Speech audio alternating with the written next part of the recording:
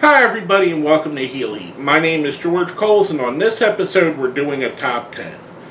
Topic of this top 10, time traveling managers. And this comes as a recommendation from our good friend the American Samurai Bucky749. I'm going to put a link to his channel in the description. Definitely check him out, tell him we sent you. The concept, basically, I've done a couple of these time travel top 10s. One, we took a tag team from the past that I think could work today. Another, we took a star from the past, teamed him up with a star from the present, and seen how that would work. On this one, we're going to take a manager from the past and team him up with a current star in hopes that the manager will improve the current star and their standing. Now, before we get into that, I'm going to say we're going to leave obvious pairings, so if there's stuff that you've seen all over the internet, this Manager A would be fantastic with Team B or Wrestler B. If it's super obvious and it's been mentioned a million times, I'm not going to bring it up here because these are, I'd like to say, and I might have seen these in other recommendations before, but I'd like to say these are ones I've totally come up with without going with the super obvious role. And when I get to a person, that I'll mention the super obvious because I don't want to spoil the people that I've included on this list. Now our number 10, Downtown Bruno managing Omos. Now the reason I think this would be a good idea, Downtown Bruno, if you don't know, is also Harvey Whippleman. When he was brought to the WWF, and Bruno is a great manager. I like the Bruno gimmick. I like the Bruno name better, so that's why we're going with that. When he was brought into the WWF, he got saddled with some bad gimmick wrestlers. Big Billy Busick, Giant Gonzalez, and there were a couple more. I believe he got the Warlord when the Warlord was on the tail end of his run. This, to me, would be a do-over. Much like Giant Gonzalez, we have an absolute monster, a giant in Amos, but I think he has more potential, and I think he's a better wrestler. The only thing that I think he could potentially be lacking is a manager. Now, he's currently, as of time of recording, with MVP, who I think is a fantastic mouthpiece. But I think this would be a great do-over for Downtown Bruno. Being able to show what he could actually do with a giant that could actually work, to me, I think that would be a fantastic pairing. I think he would make Omos an incredible star. I think he could cut all the promos for him. Everything about this, I enjoy this idea, and I think it's a great pairing. Let's do a Bruno reclamation here and get him in there with Omos. Now, our number 9, Playboy Gary Hart and Asuka. And before I get into my reasoning, American Samurai had a very awesome suggestion about Gary Hart when he made the suggestion for this video. He said Gary Hart and Cody Rhodes. And if you know anything about Gary Hart's run in Florida Championship Wrestling against Dusty Rhodes, to me that would be amazing. Especially if we could bring Dusty back in the time machine and have the American Nightmare against the American Dream. And I think Gary Hart getting in the ear and warping Dusty Rhodes' kid against him would be a fantastic story to tell. That's his pick. My pick's Gary Hart and Asuka. And I have a very simple reasoning here. When I started watching wrestling, Gary Hart was connected to Kabuki. Then he was connected to the Great Muta. You seeing a theme here? Japanese wrestlers that like to spit the mist. Asuka is one of the current Japanese wrestlers that likes to spit the mist. Both of them were awesome wrestlers. And Gary Hart has had other people, Bruiser Brody, all kinds of wrestlers under his tutelage. Gino Hernandez, there's a bunch. When I think of Gary Hart, the first two wrestlers that come to mind are Kabuki and Muta. The wrestler currently that's most like Kabuki or Muta, in my opinion, is Asuka. And I think Asuka's a fantastic wrestler. I think that this is the one thing that is stopping Vince McMahon from really giving us a solid Asuka run is I don't think he believes her promos are any good. And they're okay, they're serviceable. Vince puts more emphasis on promos than I do personally. I think if you could do a serviceable promo, if you're great in the ring, it makes up for it. And vice versa, if you could do a great promo, it makes up a little bit for a lack of in-ring talent. With that being said, I think this pairing would be fantastic. It would definitely bring Asuka to where I think the fans consider she should be. Maybe this would be something I'd love to see it, because Gary Hart, another guy much like Downtown Bruno, that is very underrated in my opinion and doesn't quite get the respect he deserves. Now, number 8, and this is for pure absurdity and absurdity itself. The Grand Wizard and Danhausen. Now, just based on the way that you would see the Grand Wizard look, and I know I've seen plenty of video on Grand Wizard, especially growing up in the Northeast. There was a lot talked about how great of a manager he was, and he was. But he was more of a guy that would manage kind of the monster of the week.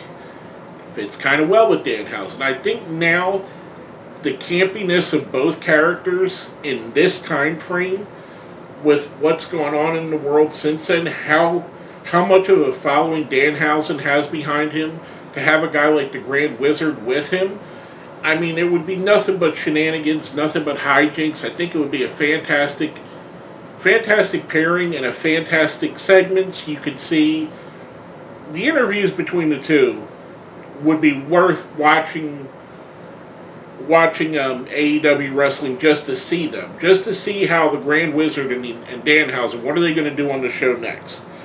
And that's not even including what they do in the ring. I really think this would be a perfect pairing, in my opinion. For the person that likes the entertainment portions of it, this would work perfectly. I think it's a fantastic pairing, in my opinion. Now, number 7. Jimmy Hart and Austin and Colton, the Gun Club, a.k.a. the Ass Boys.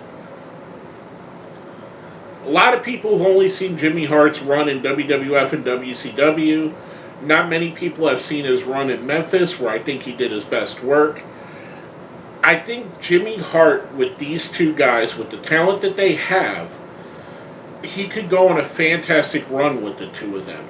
I think his gimmick, especially more in Memphis, and it did carry over into WWF, where he was a weaselly, cowardly manager that would hide behind his wrestlers. It kind of works awesome with the Gun Club. This is the kind of characters that you would see Jimmy Hart manage. You would see him manage guys like Sweet Stan Lane or Bobby, and you would see him later on, and obviously he wasn't Sweet Stan Lane then. You would see him later manage Rhythm and Blues or the Honky Tonk Man, or whoever he would be paired with. He kind of morphed himself to their style. I think Jimmy Hart giving them the Gun Club, that guy on the outside, they could also get that amazing amount of heat on them. With as good at workers as they are, I think it would really elevate them to be one of the top tag teams in AEW, and I'd love to see the pairing, because the fact of the matter is, I love Jimmy Hart. I like the Gun Club. I think it would be a great idea. Now, our number 6, Classy Freddie Blassie and Alexander Hammerstone. If there was one wrestler that reminded me of a young Hulk Hogan, Sterling Golden, or whatever the heck his name was, Sterling Bolter, that's what it was. If you look at the old videos of Hogan as a heel, before Hulkamania, he's got Freddie Blassie with him in his corner. And for that reason, I think Alexander Hammerstone, who I think is amazing, I think he's an awesome talent, he's got an it factor times a million. I think if you ever really wanted to put him in and make him the biggest heel in wrestling, no better guy to put him with than Classy Freddie Blassie. Classy Freddie Blassie is one of the legitimate, most reviled heels in the history of wrestling, whether it be as a wrestler or a manager. He instantly gave anybody he managed that credibility that you hated them because you hated Blassie. And it's just an amazing story.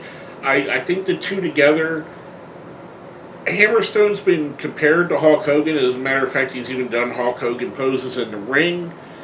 I think he's a better wrestler, but if you put him with Blassie, let him mold him into his kind of his beast, I think Blassie and Hammerstone would work well together.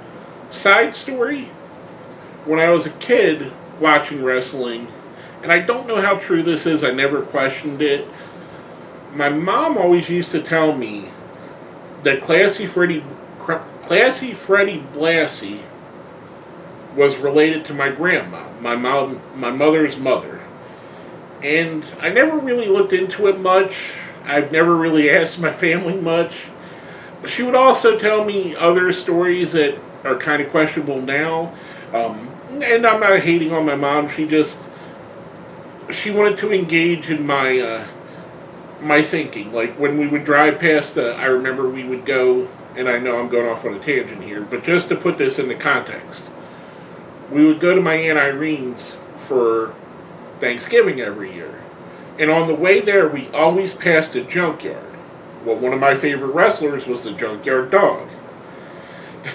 I never put two and two together until much later, but I had asked her on one of the trips over to my Aunt Irene's, because it was a long trip. I said, Mom, is that the Junkyard Dog is from? And this is in Pennsylvania. He's not from Pennsylvania. And she surely said he sure is from there. So every time we would go by, I would be looking out my window hoping to see the Junkyard Dog. So with that being said, I don't know if it's true. I hope it is true. But Freddie Blassie may or may not be related to me. Just saying. After that long-winded detour, going into our number 5, James J. Dillon and Keith Lee. The one drawback that I see a lot of people have about Keith Lee is the way that he talks. They say he sounds too much like an intellectual. And I think it's dumb that you would have that argument. I think it makes him different than everybody else. You don't expect a guy that big to be able to move like he does, and you don't expect him to talk like he does. You don't expect a wrestler to come off like he does. He does come off a little snooty. He comes off a lot like Fraser Crane. Lean into that. J.J. Dillon was always a guy that tried to play up the fact that he was the smartest guy in the room. Now you got a super intelligent wrestler who fans are already saying he sounds too intelligent, which I don't get that. If you're criticizing Keith Lee by the way he cuts promos, I don't know. I don't see it. I don't see why you would criticize it. It's different. But lean into the pairing. Make them act as if they're better than everybody else. Talk about everything like they are better than everybody else. And you have an awesome pairing, in my opinion. I think J.J. Dillon would really bring Keith Lee to that next level. And J.J., where we haven't seen, and the one criticism I will give his promo skills, we haven't seen Keith Lee give that fired up, angry promo. We have seen that from J.J. Dillon. J.J. could cut the fired up, angry promo with Keith Lee standing there saying nothing. So when you get to that aspect of a feud, that's where J.J. Dillon is the guy to bring this to the next level. Now our number 4. Precious Paul Ellering and Jacob Fatu. I love Jacob Fatu. I think he's an amazing talent to me, and I hate saying this because it sounds like I'm limiting him. To me, he's the second coming of Umaga, who I also really loved, and I know they're related, so I know, and it's the obvious comparison, but he wrestles just like Umaga. He wrestles like a new generation of a Samoan wrestler. And pairing him with a guy like Paul Ellering and making him a destruction machine, I could see him going on a run, much like Paul Ellering did with the Road Warriors, where he just hammered through everybody and becomes the biggest star in wrestling, or the biggest wrestler in the world, becomes a world champion that no one could stop. And Jacob Fatu has that believability. Paul Ellering has that credibility. You put the two together, and I think the sky's the limit for Jacob Fatu.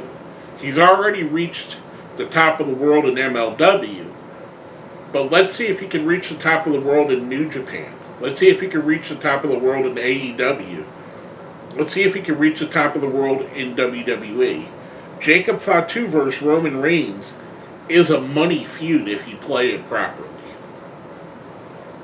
Now, coming from that, our number 3. Paul E. Dangerously, a.k.a. Paul Heyman, managing Powerhouse Hobbs and Ricky Starks. For a second there, I had a brain fart. And not that I don't like them as part of Team Taz, it feels like they've disconnected Taz from Team Taz on television. He doesn't seem to be in the promos with them anymore. He doesn't come to the ring with them. And not a knock on Taz. I think he would have been a lot more. I think he's awesome in a managerial role. However, he's not Paul Heyman. And there's very few managers in the world that have been Paul Heyman. And I know Paul's still a manager now, so we're taking his early version where he's even crazier. Paul Heyman is a chameleon. Whether you put him with Roman Reigns, he molds to Roman Reigns style. When you put him with Brock Lesnar, he molds to that style. You put him with Rick Rude, he molded to that style. You put him with the New Midnight Express. On and on and on and on. Heyman with Starks, he gets to play up the cockiness of Ricky Starks. Heyman with Powerhouse Hobbs, he gets to manage another beast, much like he did with Brock Lesnar. You make Powerhouse Hobbs the reigning, defending, undefeated, undisputed, and I can't do a good Paul Heyman impression here. You have him say, Powerhouse Hobbs, like he says Brock Lesnar. You got a star. Not that I don't think Hobbs can be a star on his own. I absolutely do. I think if they play their cards right, Hobbs could be a world champion. So could Starks. But you could see just with him managing both of these guys, how different of styles he can manage at the same time, and everybody will believe every moment of it. My opinion, I think it would be awesome. Especially when you tie in, let's say, Team Taz says, hey Paul, I've got these guys as far as I can. I need you to take it over. You got me to my highest level. Get my guys to their highest level. I just think it would be awesome in my opinion. Now our number 2. And this is where I'm going to differ from what most of the people on the internet, most of the people on Twitter will say. James E. Cornette, the most polarizing guy in wrestling, managing Pretty Deadly. And I know everyone wants him with FTR. Everybody thinks it fits great. He loves FTR. I'd rather see him. I don't think FTR needs him. Yeah, it'd be cool to have him there. It'd be like CM Punk with Paul Heyman. Punk never needed a manager. I don't think FTR needs him. However, a team like Pretty Deadly, who are a fantastic team, if you're just now catching on to what they're doing in NXT in the US, and you missed out most of their run in NXT UK, you missed out a really special team. I know their names have changed to Elton Prince and Kit Wilson. They're great, and I think they've only touched the surface of what they really could be. You have a guy who's known to be manager to some of the greatest tag teams of all time, the Midnight Express, the Heavenly Bodies, and you give him a team like Pretty Deadly where he can mold them and he can actually teach them how to be like the Midnight Express I think the sky's the limit for the team, and they could easily be, within 3 years, the best tag team in wrestling with Cornette's guidance behind them. And I know he's very polarizing. I know there's a lot of people out there that hate him. I don't always agree with him. Sometimes I do. Sometimes I don't. He's a very polarizing character. But to me, I think he'd be perfect to manage Pretty Deadly and turn them into the next great tag team. Now, before we get into our number one, we do a thing here called the best of the rest. Basically, these are things that were thought of for the list, but didn't quite make it for one reason or other. First off, Captain Lou Albano with Preston Vance and Alan Angels. Much like I just said with Cornette, Albano is tied to tag team wrestling in the WWF and WWF, so let's give him a team.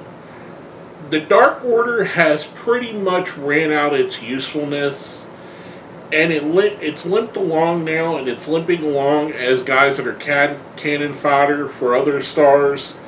However, you got two younger talents in there, Alan Angels and Preston Vance, that if you take them out of the Dark Order, you give them some direction, maybe you can make something out of them. And I'm not knocking the Dark Order. I think a lot of the stuff they did was good. I really do think it's run its course though. John Silver has broken out. Stu's no longer there. It's Colt Cabana has been assigned the Ring of Honor at the time of this recording. So the Dark Order is just a few people now anyway. Let's break it up. Let's have Evil Uno do whatever he's going to do. Silver and Reynolds could go do what they're going to do. Angels and Vance, they can really use the guidance of a guy like Lou Albano, and I think he would take them to their next step. Now, next up, you probably heard this next one if you watch my videos where I review New Japan Pro Wrestling Strong. Sinister Minister and J.R. Kratos. I really think that J.R. Kratos needs that evil, that demonic vibe to him, much like Abyss had when Sinister Minister was his manager, much like Judas Messias. I think he could really use that for his advantage, and I think it would make a great pairing, and it would bring J.R. Kratos into the limelight, in my opinion. I think he's an awesome manager. I always have, even back in the day when he was with Mikey and Tajiri. I thought he was awesome then. I think he was awesome in TNA, one of my highlights of TNA. I think he's just someone that's great, and I think he could really elevate J.R. Kratos, much like I said with everybody else here, to that next level. Now, before we get into our number one, if you think I left a pairing off the list, I put something up too high, something too low, let me know what you think. Hit the like button, comment, share, subscribe if you haven't. With all that being said, our number one time-traveling manager, Bobby the Brain Heenan, managing Braun Breaker. Braun Breaker, to me, within 2 years of this recording, no matter what happens, 2 WrestleManias from now, he's either going to be on the main event of night 1 or 2, or if they go back to just a one night WrestleMania, he'll be in the top 3 matches on the card. His ceiling is so high, he could be an all-time great. He could be one of the best wrestlers that have ever done it when it's all said and done. I think his ring skill is evolving at a level that we've only seen happen before, with very few people, Kurt Angle being one of them. When he speaks, he harkens back to Rick and Scott Steiner, which fans of my age, and probably even some younger fans, remember very fondly. You put him with a guy like Bobby the Brain Heenan. Bobby the Brain Heenan gets him over. Kind of what what I thought of the pairing of Heenan and Ravishing Rick Rude is kind of how I would roll with this pairing. I think they would be perfect together. I think Heenan would make him the top heel in the WWE. Not that he's not gonna get there on his own, but it would fast track him even quicker. Like I said, I think within 2 years he's gonna be there anyway. But putting him with Bobby the Brain Heenan makes it instantly he's one of the greats of all time, in my opinion. He's gonna get that trajectory, and who better to guide your career than what a lot of people consider the greatest manager of all time. That's my opinion. With all that being said, like I said, like, comment, share, all that good stuff. If you made it all the way to the end, leave me a DeLorean in the comments for the time travel, to let me know you made it to the end. With all that being said, my name is George Coles, and this has been another Heel Heat Top 10.